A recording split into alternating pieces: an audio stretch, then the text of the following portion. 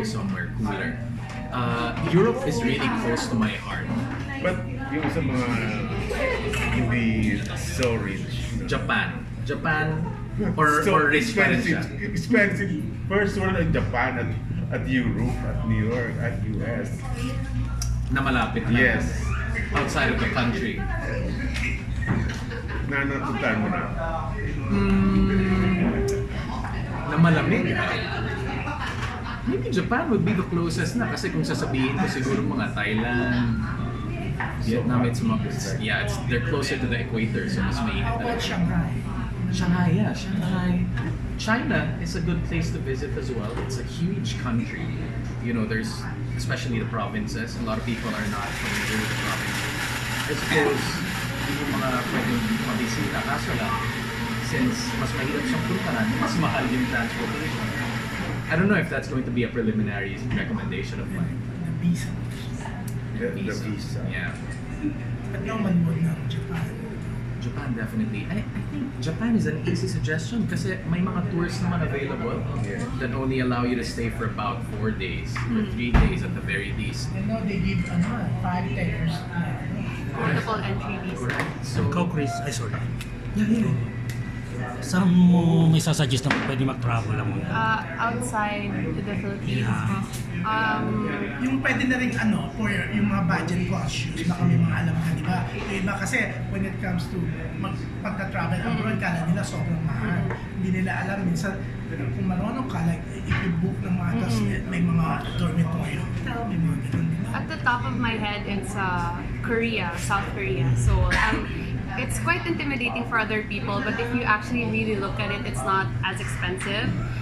The daily cost won't be as expensive as it is in Japan, but the food is really amazing also. The transportation is very accessible and very easy for everyone to use.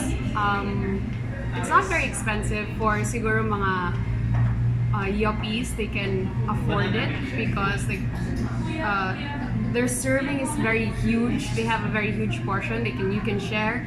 So it becomes more affordable for people. And I really like Korea. Tsaka may mga Airbnb na rin affordable. So it really takes research para makatipid. It just takes more time. No? Kasi pag nag-research ka, even kailangan tignan mo kung malapit sa train station. You don't have to spend for another bus ride to get to the train station. Pag sa Pilipinas, One of my favorite would be I want to hear this. Camotes. It's a beautiful paradise. It's a little challenging to go to Camotes because you have to fly to Cebu and then take a boat to Camotes. But it's all worth it because it's a virgin island. They have white beach. They have caves also. It's not very populated yet because not so much people know about it. But I enjoy the serenity of Camotes. how about you, Kris? Secluded siya, no? Okay, Ben. Try a different answer here. Marami kasi talaga ang paborito sa Pilipinas. Because you know, it depends what you want. Depends what you're looking for. But if I were to isolate one answer, probably Coron. You know, if you're not familiar with the saying, there's a saying that they have. If you don't believe in God, go to Coron. There are small islands around Coron. Yeah, this is where the beauty of Coron lies, and not within the city proper. Pero pag nagmangka ka to its neighboring islands, that's where you're going to experience talaga the beauty of Coron. Tapos, you know, kahit maraming mga turista na pupunta doon, it still seems very serene, very untouched. And it's no surprise why a lot of foreigners want to visit the Palawan region, Coron in particular. Kasi, have you been? I haven't been to Palawan. Punta na tayo sa Palawan. Ganda siya. Punta na tayo sa Palawan. Yeah. Personal Tayo. naman. For diving especially, mag-enjoy kayo na. Kris, Yes, po. you switch, like you said a while ago, you switch from Jonas to Magandang Flores, then No, Coleen. I've always been with KF, Kagandahan Flores, yes po. But now I'm managed by Cornerstone.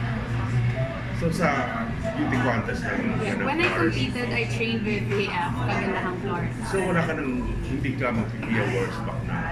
second runner-up ka sa Intercontinental. I'm a retired beauty queen po. Eh, I'm bakit? overage. Ay, Beef ka o chicken? You don't look a day beyond 18. Tito Ronald, No. chicken ka o beef? Fresh. Okay.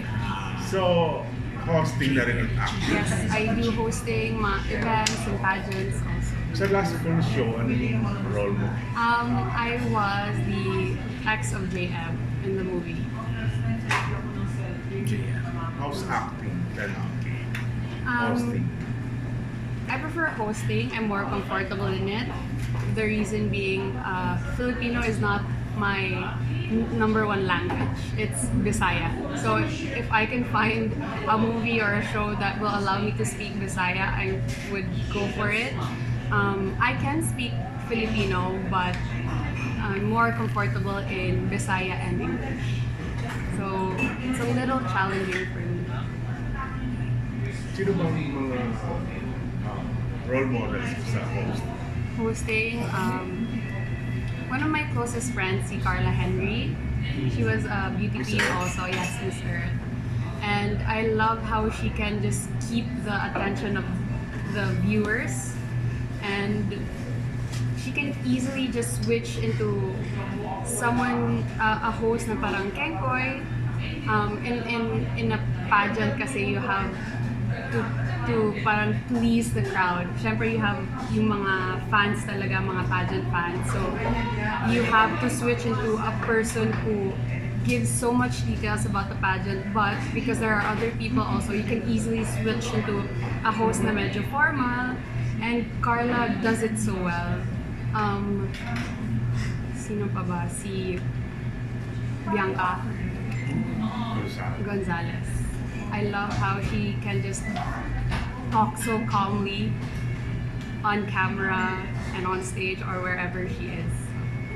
Ang social lang. Yeah. Ikaw naman, Kris. Na-idolize mo, walang pumasa. Si Kelvin naman, nag-acting na before. Yes. Hindi ka ba pwede bumalik sa acting. acting? Yung sinasabi ko naman palagi is, I am a man of opportunity. So long as there is an opportunity, there's no reason why I shouldn't look into it. So if acting is also a part of that, then perhaps it's something worth my time. So it's something that I discovered kasi na hindi ko, it didn't come naturally to me. Hosting was the one that really came out as something that I enjoyed more, which is why siguro. Si Raya, hanggang senior, nag-i-enjoy sa hosting, pero magaling siya actor din. I would say nga, when I did my stint with Mix maybe about 10 years ago, I got a chance to, work loosely together with Luis Manzano, and that's where I got to see na this guy really is a fantastic host and a presenter. Maybe if I were to pattern, maybe a direction, he is a host first and foremost, but nag-entertain din naman siya ng mga acting roles. Suitable, perhaps, to his personality. Siguro I could put it as that. So, pwede ka rin mag-portray ng mga tao. Pwede din. Hindi din naman medyo Pwede dahil. naman.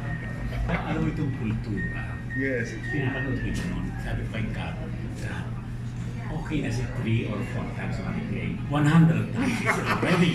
Sabi ko, pagpagtanin nyo yan, baguhin nyo yan. Kaya di So I'm glad that finally, noon I was at Teacher's reading, ano ba ito sabi ko, 13 na naman sa labas, kultura, paulit si Happy Manzano ngayon. Oh my God, sabi ko, maganda. Kathy Eigenman. Ay, 100 times na nani-replay siya. It's already fun. Sikinig. I told Kat noon, pilang sabi ko, yan no, babaguhin daw nila. Mag-taping na kayong dalawa. Opo. Kumusta ang working relationship mo sa ano? The thing is, we shot 4 episodes already separate. Okay. So isolated episodes. We're still waiting for that opportunity for us to be on screen together. This is your first time together.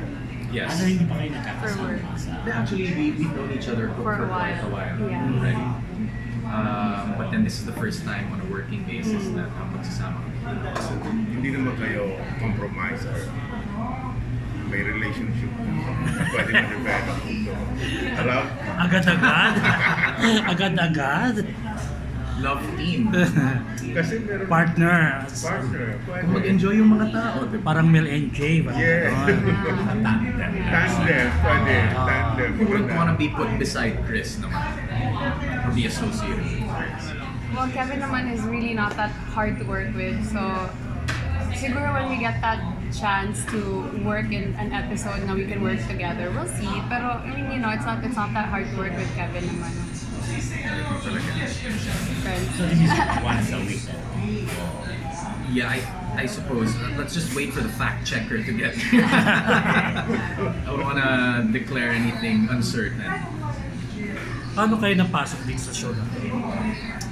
Kris, I wanna hear your story. For me, I actually started with PIA. We also have a show. We travel to different provinces and municipalities, but it's mainly about promoting the different projects and programs of the government. And when we were looking for hosts, one of my friends, I think, submitted my name and they checked on it. So I'm very lucky na napili nila ako. This is Philippine Information Agency. Yes, Philippine Information Agency. So kayo traveling. Yes. Who It's suggested also you? like Who recommended? travel. Yeah, I think same story with Kris. Kasi I've been in the travel industry for siguro cumulatively mga approaching 8 years already. Especially that I started my stint hosting alongside Kat De Castro also for Trip na Trip, which was on ABS-CBN way back when. And Kat being at the reins of IBC now, I think she was looking for hosts niya, nag-post siya online. And then our director sa Trip na Trip, he suggested my name, and another person from the media suggested my name to Kat. I suppose that's what got the ball rolling for them to reach out to me. Since siguro, they knew I had experience already in the travel media. It was a good fit, fortunately for me.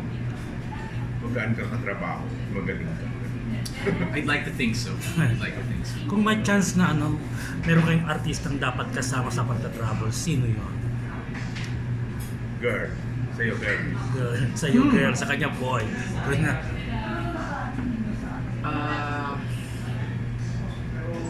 Perhaps, does she have to be an actress, or maybe like just a public personality? Okay. Gretchen Ho, I would like to be able to work with Gretchen Ho. Why? She hosts a lot, and the thing with her is that aside from being a good presenter, game siya sa mga adventure kasi. Sa mga actress. Actress, Coleen Garcia. Fake ka na yun. Eh, ano naman? May pa na yun. Gagawa lang naman, magsa-travel lang naman. Ano ba? Mag-research muna ako. Google ka dyan. Mag-Google ka. Hindi ako updated sa mga status eh. Si Kris na, Ikaw, Kris. Artista, yes, actor or celebrity. celebrity. Basketball player. I guess maybe because the name just comes up. I mean, it just came up. It's what I'm thinking now. But Luis Manzano would be someone fun to be with, to do a travel show. Diba? Like, he's very Humorous. he's very funny and then very witty also. So. Are you third wheel ka pa sa kanila dyan? Hindi naman. I mean, if it's just for work, I wouldn't mind. But yeah, I think he's also very adventurous na it'll be fun during the taping. So Luis Manzano. Who else? May fallback dapat. Sa commercial. Kailangan updated ka sa mga artista. Among the leading men today, Who else? there's Jericho. Kailangan pala single, no? Kailangan ba siguro? Like, I have to be physically attracted to Parang him. may kinilig kasi ang show, kailangan may kinilig. Kaya, Ganun diba? ang gusto mo? O sige, showbiz crush nyo na lang. Para Yes, matapos. yes. Kevin ka muna. I wasn't expecting to think about all these. Sige, sabihin nyo na lang sa akin kapag taken o hindi. Okay.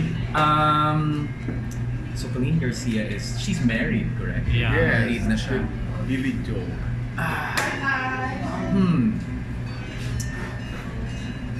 Ann Curtis is married. Yeah. Solan is also married. Yes. Nakabatch natin. Oh, my. Pag-window si Tito Isaac yan. Kasi is eyes are red. Saved by the Bell. Mas bitchy yan. Alam mo, Gina, tinext mo ko short ko lang. Sino daw? Suggest mo mga actresses na fraud. Kevin. Na apparently were single. Mauna muna si Kris habang nag-iisip siya. Oh, si Kris. Actors. Russia. Papa P. Oo naman. So, Papa. Yun naman sa lima. Yun ang first Mga play. ano sa age no? bracket namin eh. Who else? Actually, Jericho. Crush ko din siya before, but he's also married. Thank you. Hindi naman kayo nagkalayo ni Kim. Oh man, we should have brushed up on our local artists pala. No? Can we get back here? Okay. Yes. Rusty kasi sa mga roster ngayon. Later. Sa YouTube channel na imbitahin nyo sila para sa kultura. Hindi kayo nanonood ng local shows From time to time. from time to time. Television in general, yeah. Kaya pala hindi kilala mga artist. Nasa line. Pareho tayo hindi kilala mga artist. Okay, pag-invite na lang po. Avengers. Para sa kultura, panoorin nila. Ladies first. This is Jojo Panaliga, the editor of Manila Bulletin. Happy Peña and dagdagan mo na lang kitang uwan Okay, Okay, go. Hi everyone, I'm Kris Hanson and I'm the host of Cultura with I'm Kevin Lapena. I'm one half of the host of Cultura as well. We invite you to watch the show every Tuesday at 7:30 p.m. only on IPC 13. 13. Okay, thank you.